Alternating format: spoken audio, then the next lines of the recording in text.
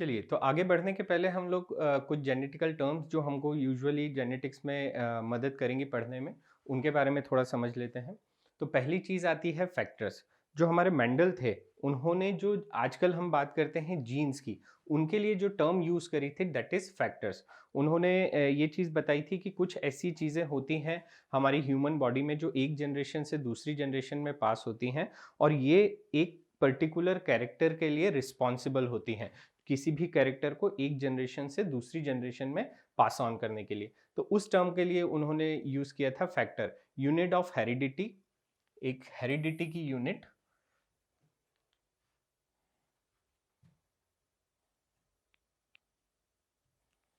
तो एक हेरिडिटी की unit which is responsible for inheritance and appearance of characters. तो जो भी कैरेक्टर्स दिखाई देते हैं उसका इनहेरिटेंस एक जनरेशन से दूसरी जनरेशन में ले जाने वाली चीज़ें, वो चीज़ कहलाएगी आपकी फैक्टर्स। इसी के लिए अब आगे आने वाले टर्म्स में हम लोग ये चीज़ पढ़ेंगे, इसी को हम बोलेंगे जीन्स। उसके बाद में दूसरी टर्म आती है, this was referred as genes. जो हम लोगों ने बात करी कि जो जीन्स हैं, इसको हम फैक्टर्स को अब जीन्स बोलेंगे और ये जो टर्म थी ये जॉनसन के द्वारा कॉइन करी गई थी। Mendel use the term factors. जिस चीज के लिए मेंडल ने फैक्टर बोला था वही चीज अब हम कंसिडर करेंगे एज जीन्स। अब बात करते हैं एलिल्स की।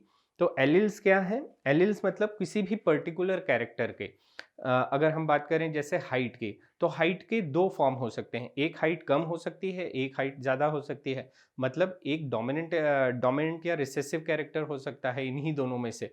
कि अगर हम बोले कि जो हाइट है, अगर ज़्यादा हाइट है तो वो डोमिनेंट कैरेक्टर है, और अगर कम हाइट है तो that is a recessive character. तो हमारा एक ही चीज़ है हाइट, कैरेक्टर हुआ हमारा हाइट, और उसके दो चीज़ें हुई या दो फैक्टर्स हो गए। एक जो रिस्पॉन्सिबल रहेगी ज़्यादा हाइट के लिए, और एक जो रिस्पॉन्सिबल रहेगी कम हाइट के लिए। तो किसी भी कैरेक्टर के ये जो दो अलग अलग जीन्स होंगे या फैक्टर्स होंगे, those are called as alleles. Alternative forms of a gene, gene के ऑल्टरनेटिव फॉर्म्स, मतलब जैसे अगर हमने बात करी किसी भी कैरेक्टर की हाइट की बात करी, तो उसके ऑल्टरनेटिव फॉर्म्स मतलब ज्यादा हाइट और कम हाइट, टॉल या dwarf, which are located at same position loci on the homologous chromosome। अब हमको सभी को पता है कि जो हमारे पेरेंट्स होते हैं, मतलब एक मदर और एक फादर, तो जब मदर और फादर के गैमेट्स मिलते हैं, फर्टिलाइजेशन होता है, तो एक सेट ऑफ क्रोमोसोम हमको मिलता है मदर से, एक सेट ऑफ क्रोमोसोम मिलता है फादर से। और ये जो दोनों क्रोमोसोम्स होते हैं 23 तो अगर हम इन क्रोमोसोम्स को जमाने की कोशिश करें, तो हर एक नंबर्स से अगर हम इनको जमाएं, तो 1 से लेकर 23 नंबर तक हमारे सारे क्रोमोसोम अरेंज हो जाएंगे। और एक जो फर्स्ट नंबर के क्रोमोसोम्स होंगे वो एक पेयर होगा। दैट मीन्स एक क्रोमोसोम आया होगा हमारी मदर से और एक आया होगा फादर से। तो ये जो दो क्रोमोसोम, नंबर 1 क्रोमोसोम में दो क्रोमोसोम हमारे पाए पाए जाएंगे, ये एक जो पेयर है, so this is called as homologous pair. जहां पे 1 नंबर का क्रोमोसोम हमारे पास में एक आया है मदर से और एक आया है फादर से। तो इन होमोलोगस क्रोमोसोम के एक हिस्से पे एक पर्टिकुलर कैरेक्टर का सेम लोकस पे एक पर्टिकुलर कैरेक्टर का एक जीन पाया जाएगा।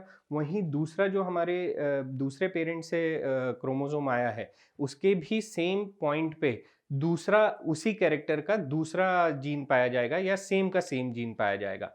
तो that is called as locus. इस चीज को और आगे से अच्छे से एक्सप्लेन करेंगे। तो अभी हम लोगों को ये समझने की बात है कि एलिल्स क्या हुए, एक ही कैरेक्टर के दो फॉर्म, जीन्स के दो फॉर्म, ये चीज कहलाती है हमारी alleles. Term allele was coined by Bateson. Bateson के द्वारा ये टर्म दी गई थी एलिल्स। अब बात करते हैं होमोजाइगस कंडीशन की। होमोजाइगस कंडीशन क्या होती है? जब जाइगोट फॉर्म होता है, तो एक हम लोगों ने अभी बात करी कि एक क्रोमोसोम आता है हमारा मेल से, एक क्रोमोसोम आता है फीमेल से, और ये पेयर हो जाते हैं जब जाइगोट फॉर्म होता है। तो ये जो पेयरिंग ऑफ क्रोमोसोम होती है, that is fusion of two gametes having identical factors. अगर उनमें एक ही जैसे फैक्टर्स हैं या एक ही जैसे जीन्स हैं, तो वो चीज कहलाती है हमारी होमोलोगस कंडीशन, या जिसको बोलते हैं हम homozygote. And organism develop from this zygote is called homozygous. और ऐसे जाइगोट से जो इंडिविजुअल बनेगा, वो होमोजाइगोटिक इंडिविजुअल कहलाएगा। मतलब उसके पास में किसी पर्टिकुलर कैरेक्टर के सेम जीन मेल पेरेंट से भी आए हैं और फीमेल पेरेंट से भी आए हैं, तो ऐसी कंडीशन कहलाती है हमारी होमोजाइगस। वहीं अगर हम बात करें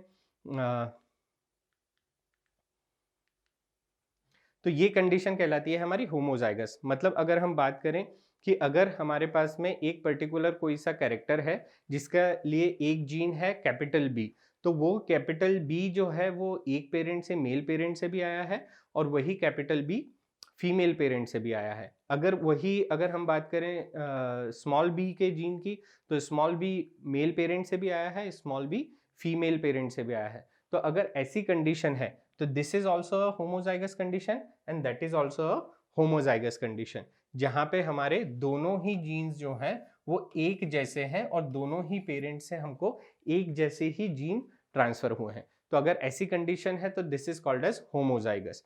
वहीं अगर हम बात करें हेट्रोजाइगोटिक कंडीशन की, तो अभी हम लोगों ने दो जीन्स की बात करी, capital B and small B. अगर किसी इंडिविजुअल के पास जाइगोट फॉर्मेशन के दौरान एक कैपिटल बी जीन आया है एक पेरेंट से और दूसरे पेरेंट से आया है स्मॉल बी, तो हमारे पास में ये चीज क्या हो गई, डिफर करने लगी। एक है कैपिटल बी जीन और एक है स्मॉल बी। अगर ऐसी कंडीशन बनती है तो that is called as heterozygous condition. A zygote is formed by fusion of two different type of gametes carrying different factors is called heterozygote. ये देख लीजिए, capital T and small T या capital R and small R. अब यहाँ पे ध्यान देने वाली बात है कि जब भी हम किसी पर्टिकुलर कैरेक्टर की बात करेंगे तो वहाँ पे जो भी डोमिनेंट कैरेक्टर होगा उसको हम कैपिटल लेटर से डिनोट करेंगे, वहीं उसका जो रिसेसिव कैरेक्टर होगा उसको स्मॉल लेटर से डिनोट करेंगे।